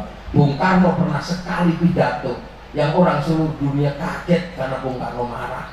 Hitler jatuh tahun 48, dunia pecah, Soviet sama Amerika, Indonesia dipaksa ikut Soviet atau Amerika. Bung Karno mengatakan dalam sidang tahunan PBB, pidato yang paling legendaris, kami tidak akan ikut blok barat maupun blok timur, karena bagi kami Amerika dan Soviet sekarang sama saja. mendalangi perang dingin di dunia. Bangsa yang mendalangi perang dingin di dunia bukan bangsa yang baik. Berarti manifesto komunis Soviet tidak baik, Declaration of Independence-nya Amerika juga tidak baik. Kami berbeda dengan kalian. Kami punya bangsa bersuku-suku, berbangsa-bangsa, bersatu dalam satu negara karena pakai Pancasila. Kalau dunia mau rukun, ganti manifesto komunisnya Soviet dengan Pancasila, ganti Declaration of Independence-nya Amerika dengan Pancasila. Pasti saya jamin negara kalian, dunia akan aman. Sentosa itu kata bunga jatuh, nggak apa-apa. Gus Dur juga pernah begitu marah-marah, jatuh. Gus Dur minta penundaan pembayaran utang seperti Venezuela. Tiba-tiba Indonesia nggak boleh, Gus Dur ngamuk. Kita tidak mendapatkan penundaan membayar utang apa-apa, tapi negeri kami bangkrut karena dijajah oleh kalian, oleh Belanda. Dijajah oleh kalian 350 tahun, dijajah oleh kalian. Kalau mau fair, tata dunia dalam aturan yang pertama, kembalikan orang Amerika ke Spanyol dan Inggris, serahkan kembali Amerika kepada orang Indian, pulangkan orang Spanyol dan Inggris dari Australia, serahkan pada orang aborigin, pulangkan Amerika dan Inggris dari Selandia Baru, serahkan pada orang Maori. Kami masih punya kekayaan, kalian curi semua. Kami punya patung dan dedes, hitung sama Gus Dur semua. Itu kembalikan. Kalau masih kurang, saya tambahi kekurangannya. Tapi kalau lebih, kembalikan kelebihannya. Satu juga Gus Dur. Nah, ini bangsa ini sekarang sedang dipimpin oleh presiden di antara runtuhnya Amerika dan kuatnya Cina. Lah ini sedang begini, makanya presiden ini sedang mengarahkan bangsa ini bergerak mau kemana. Sampai jangan rusui aja, jangan difitnah yang PKI yang apa kerjaanmu nggak ada saya ini presidennya. Jangan gitu, punya Kapolri jelek, punya Pancasila jelek, punya TNI jelek, punya apa aja jelek, punya presiden jelek. Terus apa pekerjaanmu selain menjelek-jelekkan orang ini? Minta maafmu kapan nantinya? Ini cara jaga bangsa. Saya heran lihat WA ini, yang presiden turunan PKI. Ini mimpi apa sih orang-orang ini? Ini kalau jadi presiden nggak ada azan. Perasaan sudah jadi presiden 5 tahun, azan masih ada. Kriminalisasi ulama, perasaan kita nggak pernah lihat ada kriminalisasi ulama. Memang ulamanya yang kriminal. Ini kan jangan pakai begitu-begitulah. Nggak suka, tapi ya pakai fakta apa. Presiden kriminal bagaimana? Yang diundang ke istana untuk ngaji mulutan aja, kiai yang tampangnya kriminal kayak saya loh. Jadi tidak usah, udahlah. Nanti kalau saya pengen jadi presiden, ya itu harus jadi orang baik. Nah, kalau kita kok jelek-jeleknya semua, nanti siapapun yang jadi presiden, itu orang jelek. Dan aku nggak mau punya presiden jelek. Siapapun yang jadi presiden harus putra terbaik Indonesia. Kenapa? Mempertahankan Pancasila, mempertahankan merah putih, NKRI, harga mati. Nah itulah, jam berapa sih sekarang? Oh, jam 12 sebentar lagi duhur. Nah itulah yang mau tim aja. Ya, Pak Kapolda ini jadi ya. Pak Kapolda tadi sudah pidato itu NKRI harga mati. Mbak kalau tidak NKRI tidak harga mati, cari sebenarnya. NKRI harga pas itu dicari sana. Ini ada TNI nah inilah Indonesia, kita lebih susah, bener-bener lebih susah. Kita ini bangsa besar dan harus terus besar. Eropa itu takut dengan Indonesia. Saya ini biasa keliling Eropa. Orang Jerman mengatakan saya khawatir dengan kebesaran Indonesia dan akan mengalahkan Jerman. Jerman ahli logam dunia, tapi masih kalah dengan ahli logam Indonesia. Arab punya alat musik namanya terbang, terbuat dari kayu dan kulit. Eropa punya alat musik namanya gitar, terbuat dari kayu dan tali. Tapi bangsa Nusantara punya alat musik namanya gamelan, terbuat dari logam. Hanya bangsa yang menguasai ilmu pertambangan yang maju dan penguasaan metalurgi yang mapan mampu membuat alat musik dari logam. 7.000 derajat Jerman bisa membakar logamnya. Di atas 7.000 nggak bisa. Karena apa? Reaktornya nggak sanggup. Tapi bangsa kita sanggup menganggap membakar logam bintang yang di suhu 15.000, yang itu ada pada alat-alat senjata tua, keris itu 15.000 derajat. Orang sekarang tidak ngerti itu waktu itu api apa. Padahal waktu itu nggak dibakar, cuma ditutut-tutut gitu aja. Nah, bangsa yang besar, bahasa kita bahasa yang terbaik dunia. Bahasa Arab itu satu, Rus. Bahasa Inggris rice, bahasa kita macam-macam. Kalau di sawah namanya padi, kalau dipanen namanya gabah, kalau sudah digiling namanya beras, kalau patah-patah namanya kalau dibuntel godong namanya lontong, buntel janur namanya pada dibungkus namanya nasi, gondol cecek siji namanya sebutir nasi atau upo, diublek-ublek namanya bubur, pantatnya kosong namanya intip atau kerak. Itu nggak kemakan kering namanya karak atau wakil. Banyak orang Arab sakoto satu, kita kalau jatuh ke depan nyungsep, kalau ke belakang jengkang, kalau ini gelempang, kalau buk baru jatuh. Sana cuma satu sakoto. Nah, ini anak-anak harus ngerti, kita ini punya cita bakal bangsa besar, yang itu ada di sini, apapun ada. Semoga semuanya hidup dalam keadaan bahagia, punya bangsa yang sejahtera, punya agama yang menghantarkan kita husnul khatimah. Al-Fatihah. Amin. Bismillahirrahmanirrahim. Alhamdulillahirabbil alamin. Hamdan na'imin, hamdan syakirin, hamdan yuwafi ni'aman yukafiru mazidah. Ya Rabbana lakal hamdu kama yanbaghi li jalali wajhikal karim wa 'azimi sultanik. Allahumma iftah 'alaina futuhal 'arifin bi hikmatika wa ansur 'alaina rahmatan. Wa dhakkirna wa nasina jalal al-quran bil ya Allah, syukur rasulina ya Allah. Ij'al auladana dzurriyyatina qurratan a'yunan min khair wa la muslimin. Wa li abaina ummatina wa shaykhina wa jadati wa jaddatina nafusul jamil masyayikh wa jadati Bengkulu. Khususan Bung Karno, khususan Bu Fatmawati, usul mafuri, usul mafil lahum, warhamhum azim wa qadhum wa ta'lim najirahum, wa tabtina ba'da mafil lana lahum. Allahumma ja'al qabrahum mutamra bil jinan, Allahumma ja'al qabrahum jamil kubur. La ilaha illallah Muhammadur Rasulullah ba'abdina sulmaina ja'ala rabbika radiyatan mardiyah. Fadkhuli fi ibadi wa adkhuli jannata rabbana atina fid dunya hasanah wa fil akhirati hasanah wa qina adzaban nar. Sallallahu alaihi sayyidina Muhammadin. Alhamdulillahi rabbil alamin. Al-Fatihah. Ar-Rahmanir Rahim. Maliki yaumiddin. Iyyaka na'budu wa iyyaka nasta'in. Maghdubi 'alaihim waladdallin. Amin. Ihdinas siratal mustaqim. Assalamualaikum warahmatullahi wabarakatuh. Allahumma shalli ala sayyidina Muhammad.